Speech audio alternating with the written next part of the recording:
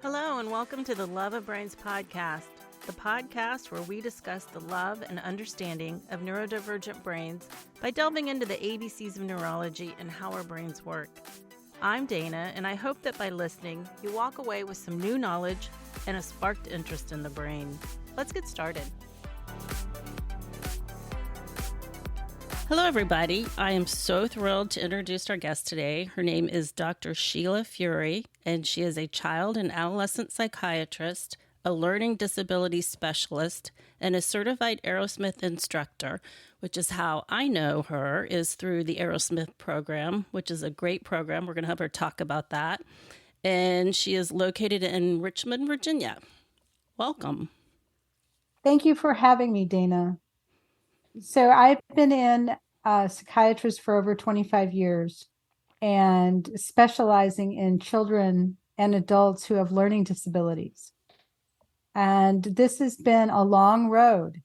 And when the road began, it was all about accommodations and trying to find ways to accommodate children and let them, not targeting specifically their areas of learning disability, but making simple accommodations for them rather than using the power of the brain to have them overcome that block. And because the educational system does not believe that learning disabilities can be overcome.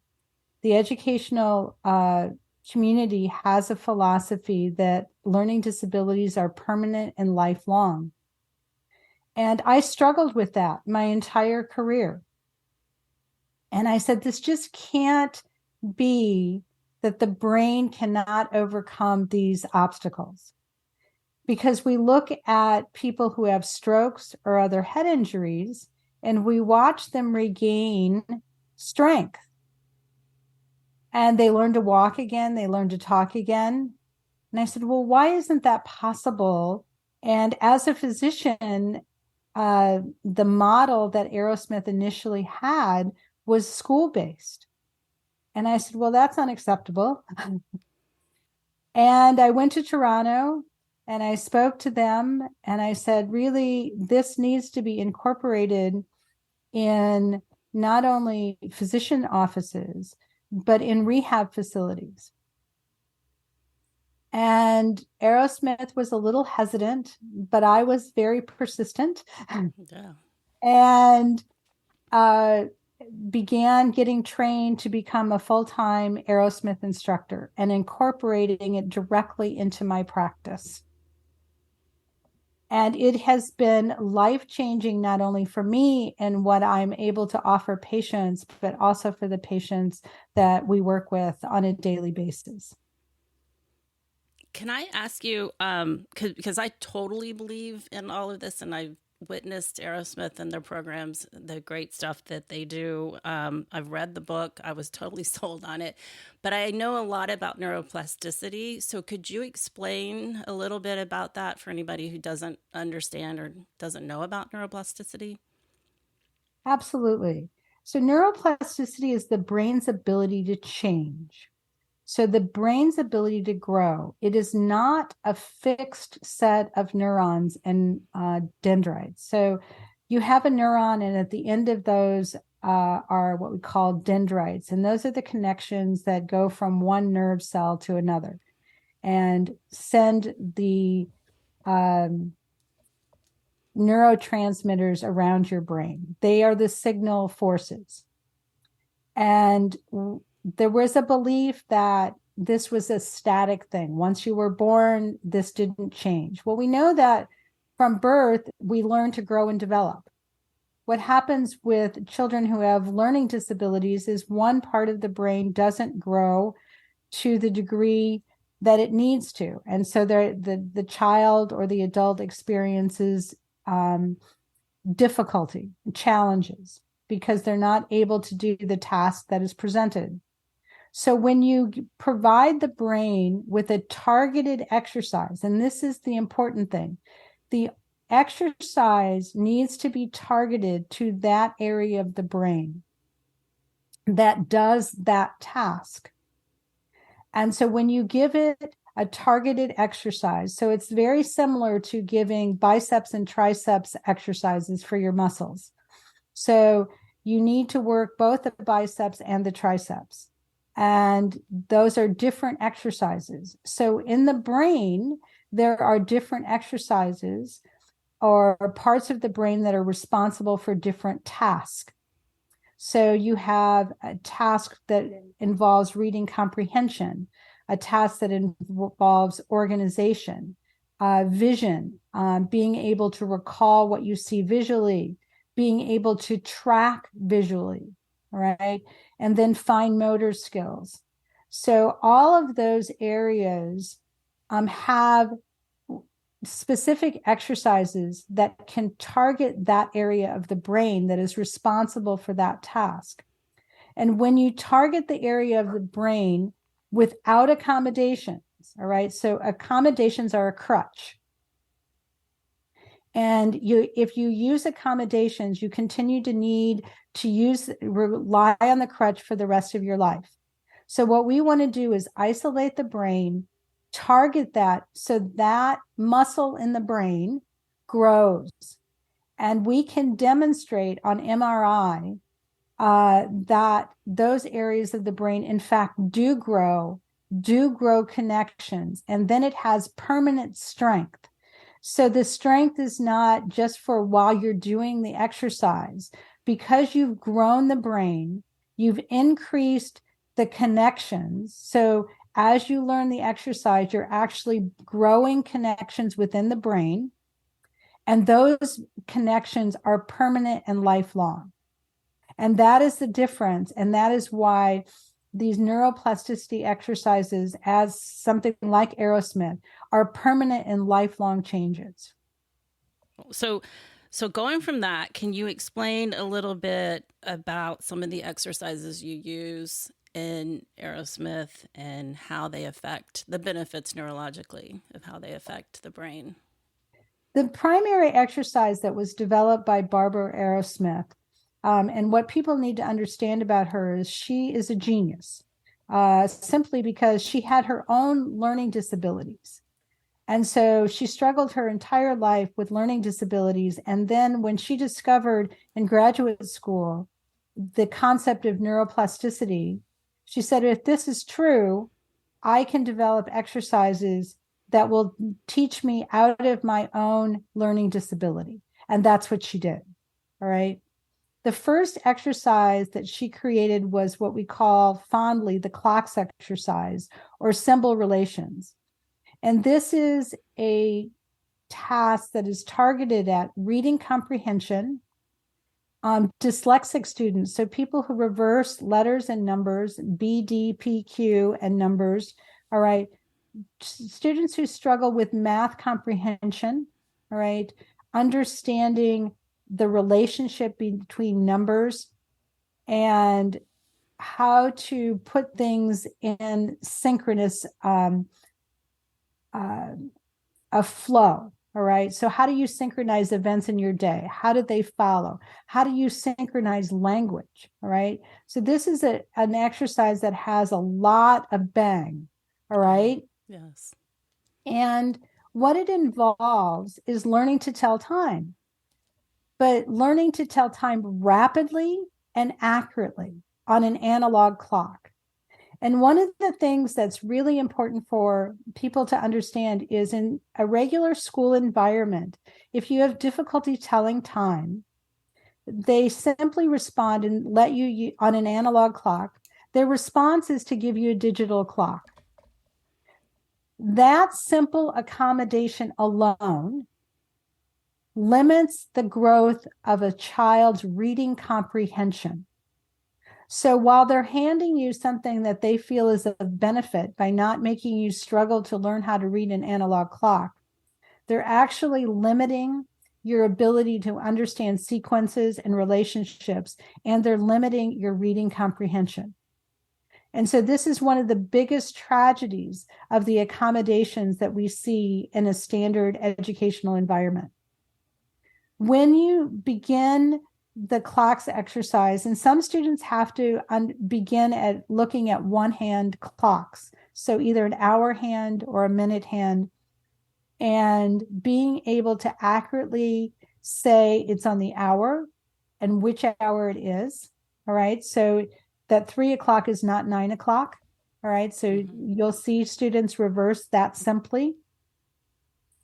And what is in between hours? What is before the hour? What is after the hour?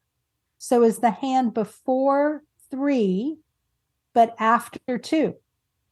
So it's the understanding of prepositions, right? So before and after, above and below, yesterday, today, tomorrow. So all of those deficits that students may have are targeted in this single exercise. So as you learn at each step, it's a graduated exercise. So you learn how to tell the hour, then read an hour and a minute together. Then we add 3 hands, so hour, minute, second, and the exercise actually goes up to 10 hands. So obviously those are very special clocks. But part of the exercise is also being able to draw the hands of the clock and estimate. So if it is 3:59 and 30 seconds, where does my hour hand go? Because it's not directly on the 3. Where does my minute hand go? Because I've got 30 seconds. All right. So how do I accommodate when drawing the clock and getting the time exact? Let me ask you, is that a spatial relation type of thing? Because I know I've seen that a lot when psychiatrists will check or neurologists will check after a stroke or something or dementia. They have you draw a clock. And I've always been curious about why you do that. Is that because there's so many areas of the brain affected, I guess? It is a spatial relationship, but it's more teaching you the logic behind it. Okay.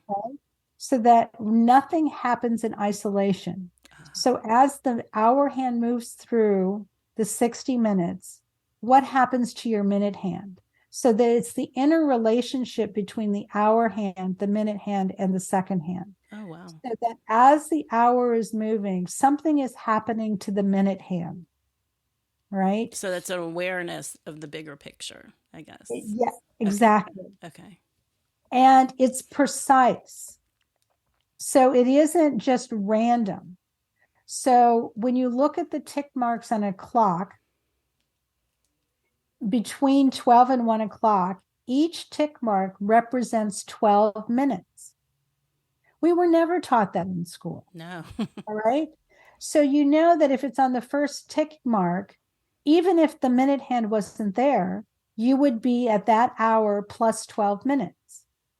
If it was at the second tick mark, you would be at that hour plus 24 minutes. Okay. And so it's using that and being able to divide that space. So if you have each tick mark represents 12 minutes, and then you divide the space between the 2 tick marks, you can divide that in 6-minute increments, 3-minute increments, 4-minute increments. And so you're learning essentially fractions, okay? But all of it is done using the face of a clock. At the time is 3:15, you know that the hour hand has to be past the first tick mark and 1/4 of the way between the next 2 tick marks. All right. And so and students are able to learn this, and everyone goes at their own pace, but it's seeing that relationship.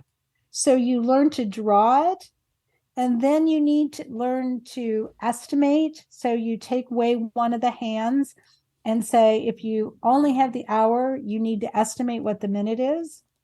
And then they challenge you further, and they give you hands of equal length. And Okay. you have to use deductive reasoning Yeah. to understand the relationship between the hands that are presented. So at each level, there are 5 sub-levels, okay? And then you work to enter at the time sub-level. You are entering the times as quickly as you can, and the goal is to answer 25 clocks with 90 to 100% accuracy in 70 seconds or less. Wow. So accuracy is paramount as well as speed, because we want to really challenge the brain and make it so that the students are having a mental workout, and students are tired at the end.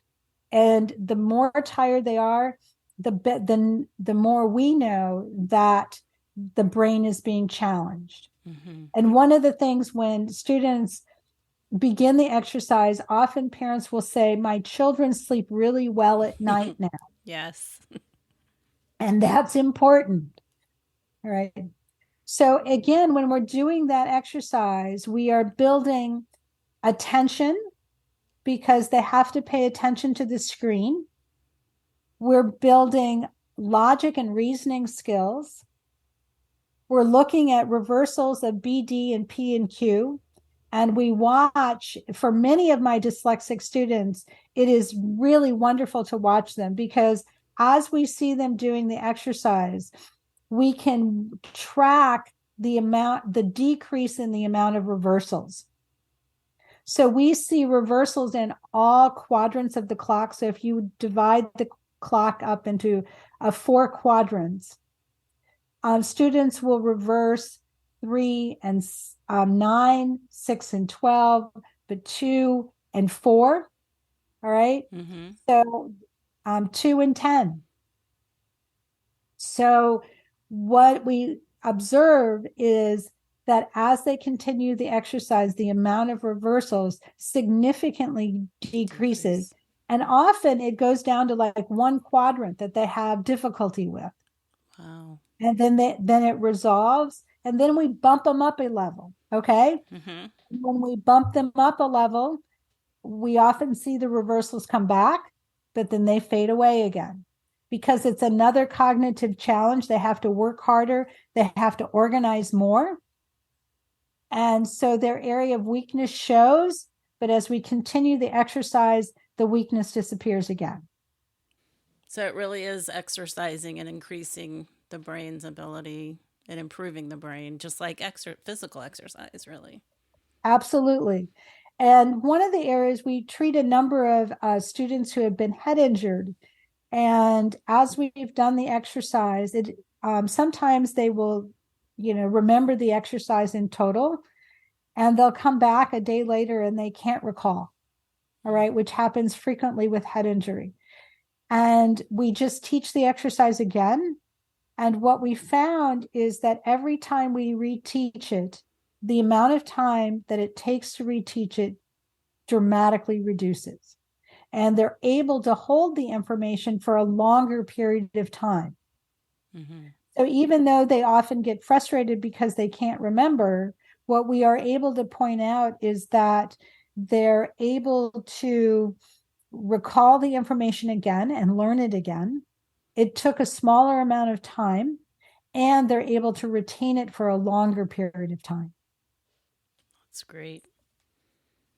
Um, can we switch and talk a little bit about motor symbol sequence? Because that's another one that I find really fascinating. It is a very fascinating exercise, because most people, this is an exercise in which you trace designs, Mm-hmm. and we want you to trace the designs with, again, 100% accuracy in a limited amount of time. And you also make symbol patterns, which we want the student to do quickly and efficiently. And the interesting part about motor symbol sequence, because most people target that exercise for students who have dysgraphia, so students who have difficulty with their handwriting or students who have difficulty with visual tracking. So their eyes are not able to track across the line and stay synchronous. Okay. Their eyes bounce up and down. And that becomes a problem when you're reading text, because your eyes can go to the line above or the line below. And obviously that changes the entire meaning of the sentences or the paragraph if you're not getting the words in order. So that is an exercise that is mainly people look at for those two cognitive difficult challenges. What is also fascinating about this exercise is students who have difficulty with speech fluency, because speech and speaking is a motor symbol sequence. So as we do this exercise, speech fluency improves. So what I think is absolutely wonderful about this is your speech therapy can be very challenging for students who have expressive receptive language learning disabilities, and they fatigue. And this is great because it's a completely nonverbal exercise that strengthens that part of the brain. So we have students who were doing this exercise and their parents were able to say, well, we're not even doing speech therapy, yet their speech is improving. And that's one of the wonderful things about seeing it. And we're able to see that in some of our other exercises where the students are able to have to present material verbally, and that has their stopping and starting of their sentences has completely changed. They're able to very fluently recite a sentence or read a paragraph without the stops and starts that they did beforehand. So those are the speech elements of it. But when you're doing the exercise, I think it's really great for attention, because you have to maintain your attention very focused in order to stay within the lines. And that, again, is the eye tracking movement. Are you able to consistently keep your eyes focused on the task and complete the exercise in a limited amount of time with 100% accuracy? And it's just amazing what students can do. And we also correct their hand grip as much as we can. Yes. So a lot of students cross their thumb over when they write. I have students who use a fist when they write. And all of those, it used to be in the old days that all of those handwriting difficulties were corrected by the teacher. And currently in our school systems, the teachers will say we don't correct their pen or pencil grip because as long as we can read it, it's okay.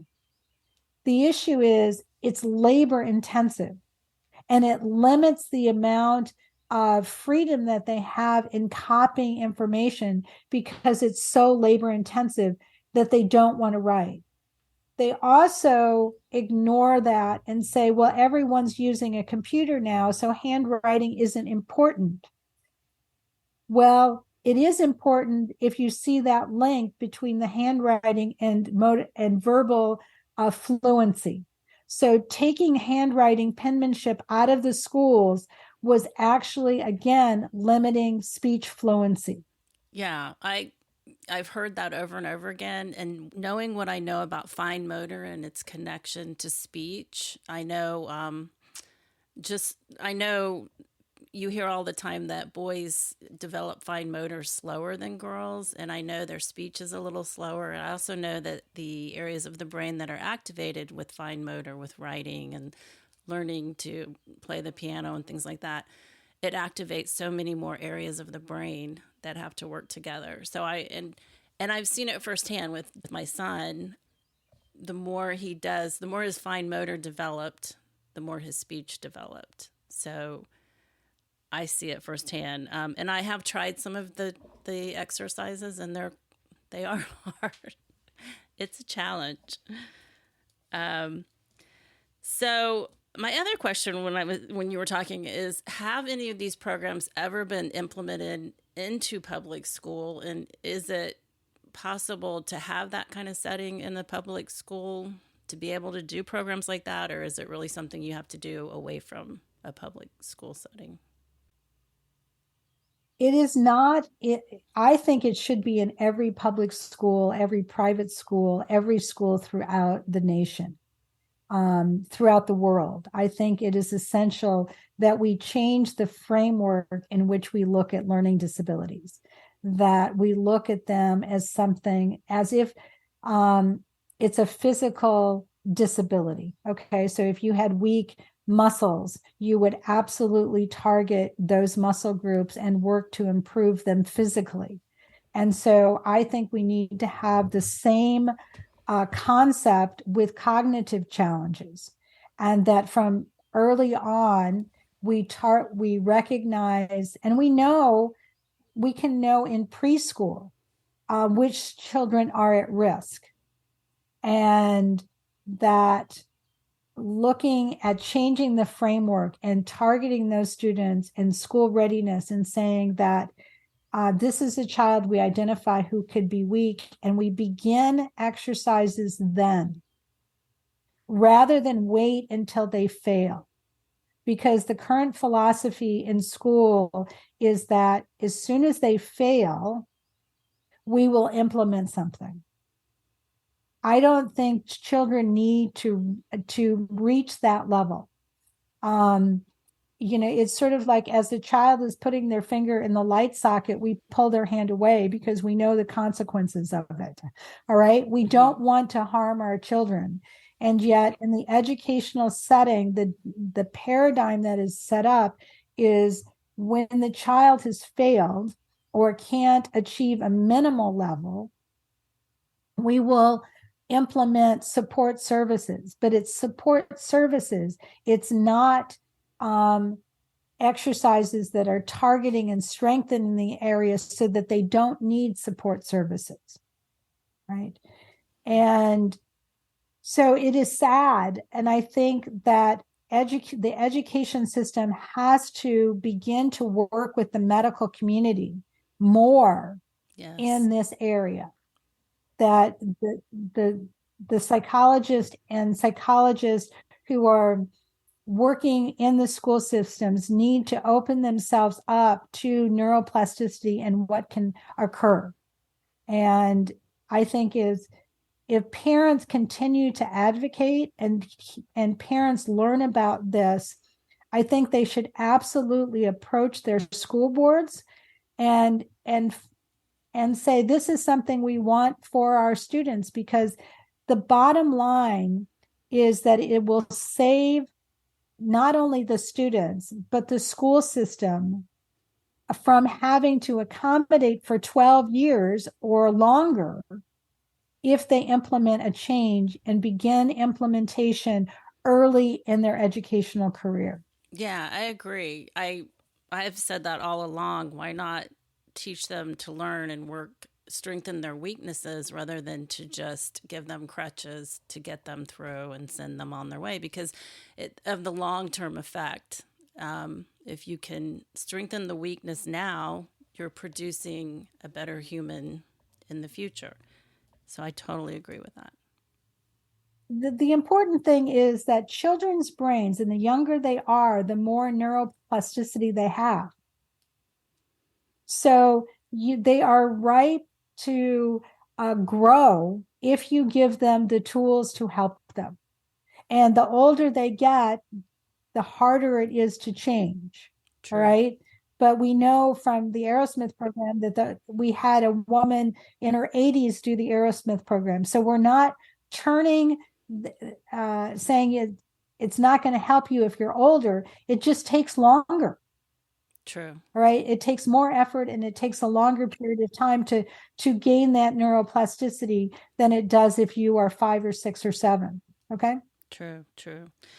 All right, now I want to switch a little bit, talk about diet and supporting your brain, because I know again when you're learning something new or under stress, it's so important to support your brain through a healthy diet. in supplements or whatever you might need to keep up.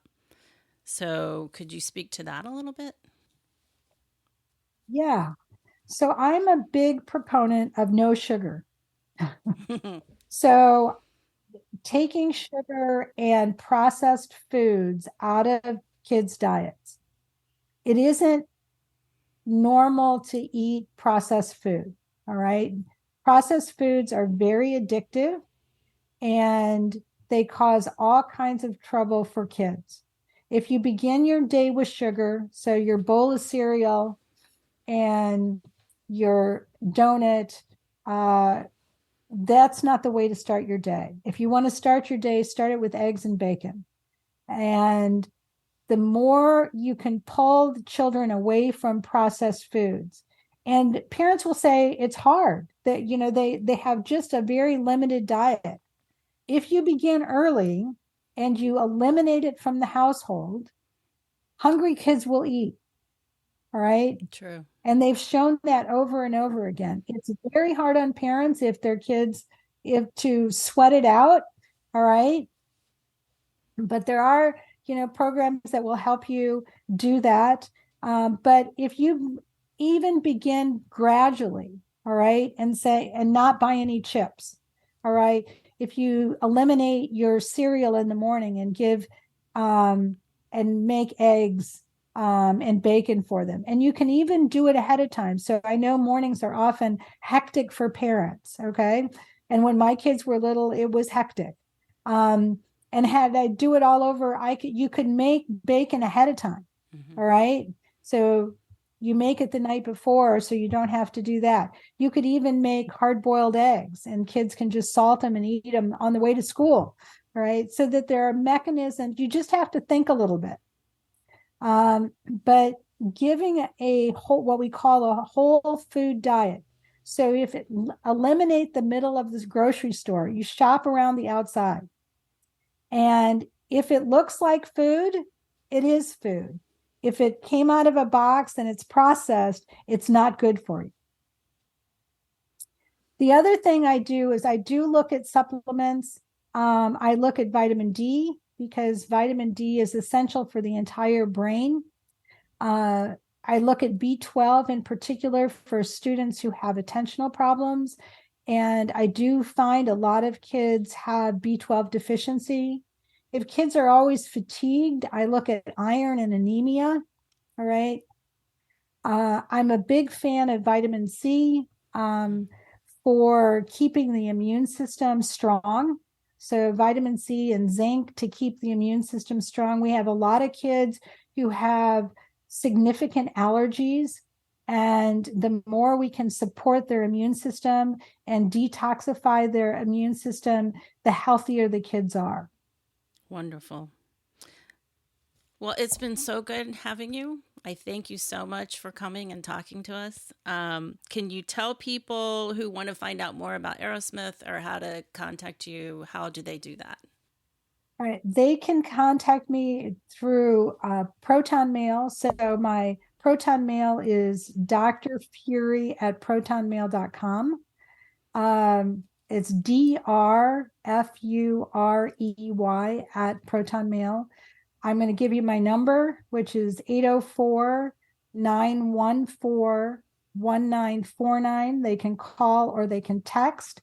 And we have a website, trainyourbrain.org, www.trainyourbrain.org. That's our website, and you can see what's up there. I have a co-teacher, Rita Hester, who is great. And so we're going to change. It's Train Your Brain MD. We keep forgetting what we changed the website. Okay. So trainyourbrainmd.org. Okay. All right. I'll put all of this in the show notes. So and we're happy to talk to people. If they text, if they're on their cell phone and they text me, that's really a great way because we can get back to them very quickly via text. And, we've got a number of people. We have a summer intensive program for students And we've got a number of those. I think those classes will be filling up because we only have a limited number of spots. But it allows students to do what we would do an entire calendar year in 6 weeks. So it's a 6-week intensive program. And it's more designed for kids who can really sit still, where and or have some supervision to help them, because it is a hard program to do this summer, but we see tremendous benefit. All right. And last year, one of our students was a rising 5th grader with severe dyslexia who could not read. All right. So can you imagine being a rising 5th grader and unable to read? And at the end of the summer, she could read. So just doing our intensive program. That's amazing. All right. Do you have anything else you want to share? I think that parents should not lose hope. Exactly. I think it can be very discouraging for parents, and that to keep trying exercises, to look at things. Students who are more have more broad-based learning disabilities, there's even fundamental exercises that we can do before they would begin something like Arrowsmith. So an interactive metronome is one of the things that can be done. So even if you're not ready for the Arrowsmith exercises, don't give up hope, because there are things that can be done, and we can start you at more fundamental exercises, and that would give you the groundwork that leads you into the Arrowsmith exercises or other neuroplasticity exercises. Exactly. And I've seen that firsthand, and they work wonderful. So thank you so much, Dr. Furey. This has been an absolutely awesome conversation, and thanks everyone for joining us. Thanks so much for stopping by The Love of Brains. I hope you enjoyed the episode, and if you did, feel free to share it. I'd like to invite you to check out our website at theloveofbrains.com and follow us on Instagram at theloveofbrains. Thanks for listening, and we'll see you again soon.